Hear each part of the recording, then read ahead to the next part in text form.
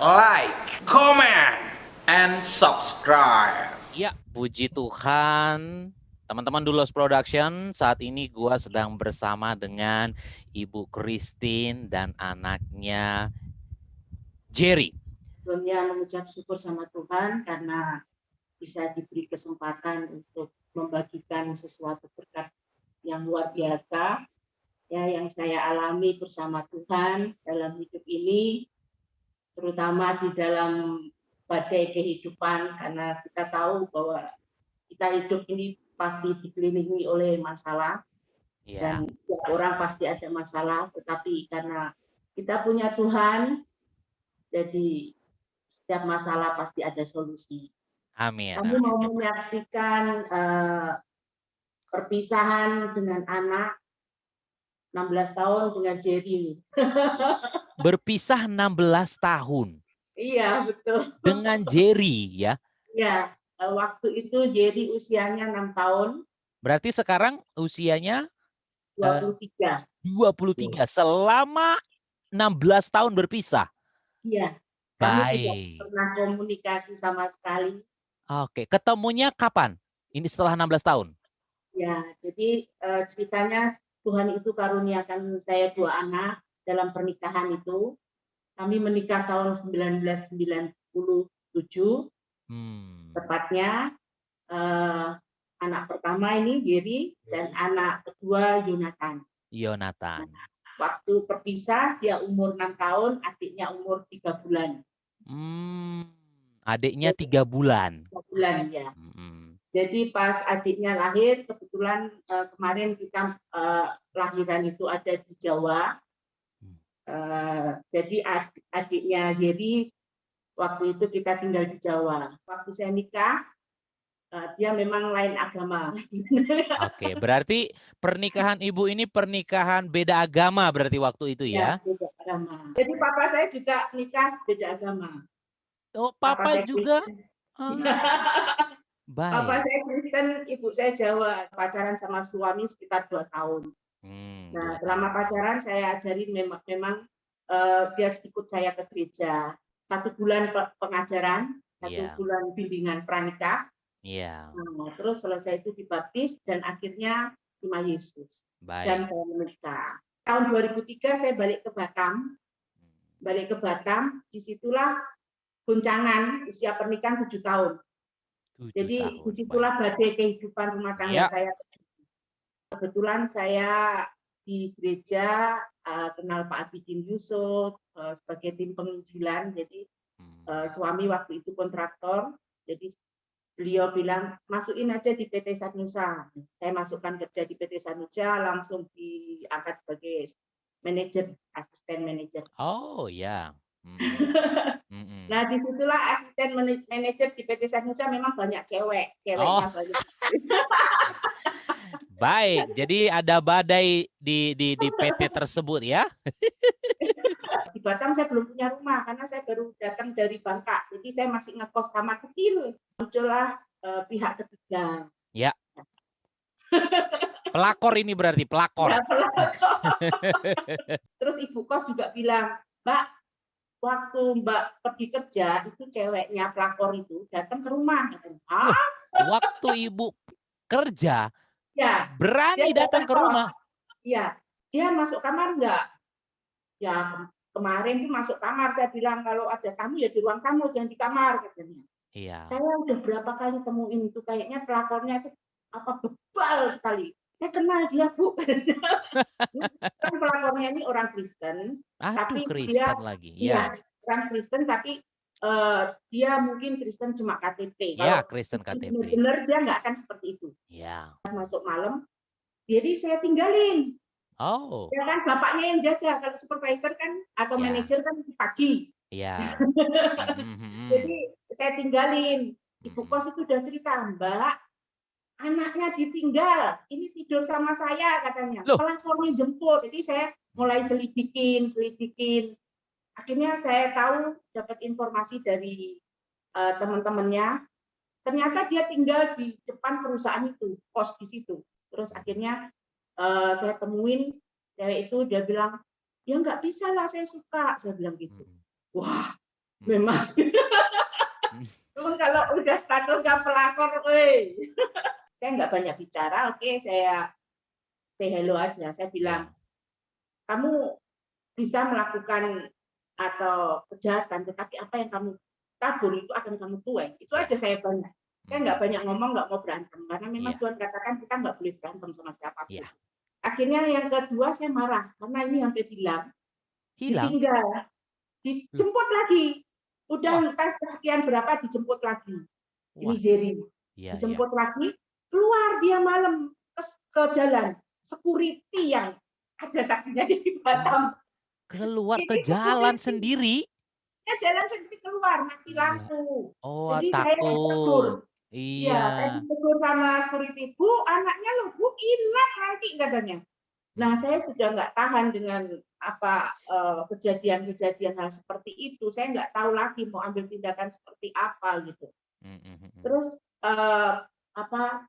Bu Kos juga cerita itu dia pergi ke dukun katanya. Supaya suamimu tuh lupa katanya, lupa kamu dan mau diajak mana-mana. Gitu. Jadi pelakor tersebut ke dukun? Ya, pergi dukun juga. Ya. Jadi kalau caranya sendiri dia nggak bisa, dia pergi ke dukun. Ya. Tapi saya lihat dari suami, dia pergi ke dukun, benar kata firman Tuhan. Kalau dia percaya Yesus, dukun kuasa nggak akan mempan, benar. Ya. Kata Om benar, dia nggak mempan. Jadi kuasa dukun nggak mempan. Jadi beberapa kali suami saya mau diajak pergi itu nggak mempan. Cuma dia nurut aja, namanya cowok. Jadi dia nurut bukan karena dukunnya ya?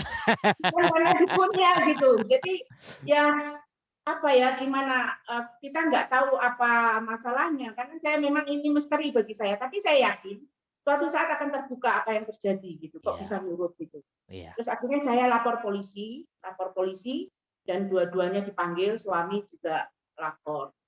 Dipanggil dan polisi waktu itu bilang, Bu, penjarakan aja lah, anak sudah ditinggal katanya. Karena saya tahu suami saya dalam kungkungan gitu loh. Jadi saya masih ada rasa kasihan. Sebenarnya nggak boleh rasa kasihan. Orang kalau salah harus dihukum. Sebenarnya kayak gitu tegas. Harusnya gitu. Tapi karena kita ambil keputusan yang bimbang, akhirnya saya cuma bikin surat pernyataan dan surat pernyataannya itu masih ada saya simpan sampai sekarang bahwa isinya cewek itu nggak akan ganggu suami saya, itu isinya sebenarnya, bukan saya memojokkan suami karena nggak ada namanya istri karena suami itu adalah kepala rumah tangga, harus menjaga dan menghormati walaupun dia salah apapun kita nggak mau keluarga kita berantakan karena saya punya prinsip kayak gitu. Cuma saya mau kasih efek jera. Waktu efek jera itu Tuhan sudah bilang masukkan penjara, tapi saya nggak peka. Saya cuma tulis surat pernyataan. Terus benar kejadiannya seminggu kemudian jadilah saya waktu kerja. Sebenarnya saya itu pagi masuknya, tapi waktu itu perusahaan bilang, Bu, ada yang nggak masuk, jadi Ibu masuk pagi katanya. Masuk pagi, oke lah Pak, saya pergi kerja. Tapi sebelum saya pergi kerja itu saya dapat penglihatan bahwa suami nanti akan diambil, pergi, tapi saya kurang peka. Jadi juga bilang, Ma, jangan pergi lama, katanya dulu waktu masih kecil. Apa mendingan ke adik aja di Jawa, katanya. Masa Papa bilang Mama mati, katanya. Nggak boleh kayak gitu. Iya. Ya dulu masih kecil, nggak boleh kayak gitu. Makanya saya bilang kalau orang sudah dikuasai dosa, aduh, udah aneh-aneh gitu. Iya. Jadi terus selesai itu nggak boleh gitu ya, Didi. Mama bentar aja kok kerja, nanti selesai itu pulang. Ya Ma, cepat pulang ya. Ya. Waktu saya di pekerjaan itu sebenarnya udah bimbang, udah pengen pulang, tapi lagi-lagi saya nggak peka. Akhirnya terjadilah waktu saya pulang kosong. Barang-barang nggak ada. Berarti sudah pergi nih ceritanya. Ya. Kabur ya? Ya. Jadi kejadiannya itu seminggu setelah dilaporkan polisi, seminggu kemudian kejadiannya pergi. Tapi sebenarnya Bu Kos juga sudah cerita sama saya. Bu Kos bilang, Mbak Christine, biar jadi sama saya aja, karena nanti mereka mau pergi kasihan. Aku bilang enggak lah, bilang nggak apa-apa Bu, nggak usah. lagi-lagi saya nggak peka gitu. Sebenarnya Tuhan udah kasih tunjuk gitu loh. Tapi saya nggak peka. Tapi terus waktu dia pergi itu saya stop, saya nangis. Wah Tuhan, benar. Sudah berapa kali Tuhan kasih petunjuk, tapi saya nggak peka. Iya. Saya nggak peka, saya bilang. Saya lihat baju anak saya nggak ada, tapi satu baju yang ada. Wih, nangis saya di situ. Sebelum saya masuk kamar, Ibu Kos bilang, Ibu Kos, Mbak Christine jangan masuk. Kenapa? Semakin penasaran saya. Jangan masuk. Kenapa? Oh, aku langsung masuk. Kalau dibilang jangan itu saya coba pengen. Iya. Terus saya tuh, aduh lemes, saya nangis. Ibu Kos bilang, Mbak Christine, jangan tutup pintu katanya. Kenapa Bu? Jangan katanya. Ibu, di saat saya sendiri, Tuhan itu kirim orang-orang yang sayang. Kenapa nggak boleh tutup pintu? Karena takut mereka nanti saya bunuh diri. Oh iya. Tiba-tiba suami dan anak nggak ada. Iya. Jadi mereka itu pantau saya, gitu loh. Tuhan itu sanggup pakai siapapun untuk menghibur kita. Kita nggak sendiri, walaupun di Batam ini saya sendiri. Tapi sebenarnya Tuhan kirim orang-orang untuk menghibur kita. Iya. Jadi di saat itu dia peluk saya, Mbak Christine katanya. Disitulah Ibu Kos cerita bahwa sebenarnya suami saya pergi itu karena diancam, bukan karena dibunuh. Diancam gimana Bu?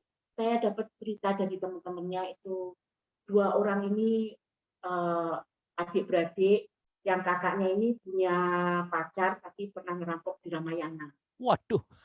Jadi saya tanya ke polisi benar nggak gitu. Terus ada memang data-data di kepolisian memang pernah ngerampok Ramayana. Iya. Terus akhirnya ini kerjanya di jackpot.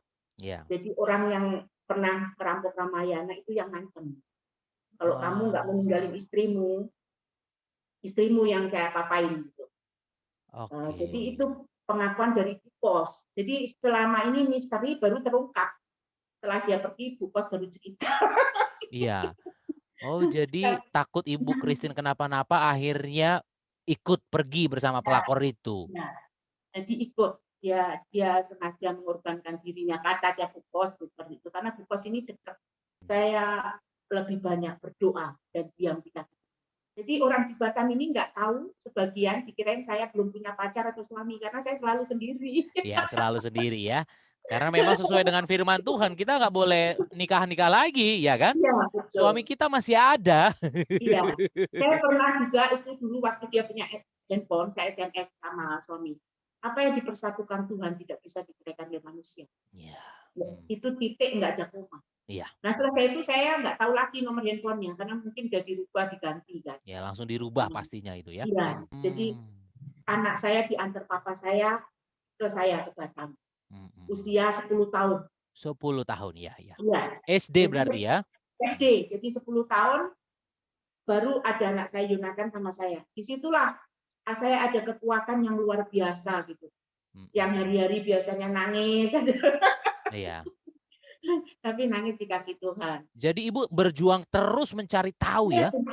Selama 16 tahun ya? 16 tahun. Saya mencari tahu sampai anak saya itu ikut saya itu tahu. Ma, hari-hari nangis cari koko. Yonatan sampai bilang begitu ya? Ya, nanti kalau Jonathan sudah besar, aku cari koko untuk mama katanya. Terus akhirnya benar, adiknya Jonathan ini pergi umur 18, sekarang udah umur 20, dan waktu ketemu adik kakaknya ini umur 19. Dia mau pergi, Ma, aku mau cari koko katanya. Iya. Terus aku bilang kan aku udah besar, Ma, udah 19 tahun katanya. Akhirnya dapatlah nomor kontaknya. Jadi, akhirnya dapat. Yonatan dapat. Dapat. Oke, baik. Tahun 2020 bulan Januari. 2020 Januari ya, setahun yang lalu berarti kurang lebih ya? Tahun yang lalu. Ma, ini nomor koko katanya. Iya. Ya udah langsung telepon. Saya telepon WhatsApp, video call. Saya video call. Jadi selama 16 tahun baru kali itu saya dengar suara anak saya, lihat wajahnya. Langsung saya bilang, jadi masih ingat Mama? Masih. Tahu namanya siapa? Christine. Masih ingat ya. Heeh. Itu suatu anugerah kalau dia masih ingat. Karena apa? Iya, Saya tahu siapa perempuan itu suka iya, bikin puasa gelap, iya, pergi-pergi ke iya, rumah iya, pakai iya, iya, usulan. iya, Tapi iya. itu mujizat kalau dia Mhm, masih ingat nama. iya. Mhm, mhm, mhm, Nah, saya bilang, pulang. Gue bilang mhm. gitu. Karena teman saya yang di belakang, Mbak kasihan sekali, Yeri kok pucet begitu, katanya Iya. kurus, pucet, katanya suruh pulang Mbak. Heeh, Kan heeh, dia heeh. mamanya gemuk, katanya. Iya. Iya, iya, iya. Oh, Yonatan juga gemuk ya? Jadi Iya. Mbak suruh pulang, katanya pucet kayaknya bapaknya nggak ngurusin. Saya Mhm, cuma punya uang 600.000, benar. mhm, mhm, mhm. Itu Iya, nanti besok saya nggak tahu makan apa. Tapi iya. adiknya itu kuat. Mah, kasih Koko beli tiket pesawat, suruh pulang. Kita kayak seperti apa ya, udah 16 tahun loh. Anak itu Iya, kan 16 tahun loh, itu pasti hati bener hancur banget itu. Heeh. iya. Baik, Ibu Christine dan Jerry, apa harapannya untuk saat ini? Harapan saya supaya papanya perbaiki hubungan sama anaknya yaitu Jonathan, tetapi Ya, papanya langsung cut karena papanya sendiri bilang kalau nggak punya uang nggak usah sekolah katanya.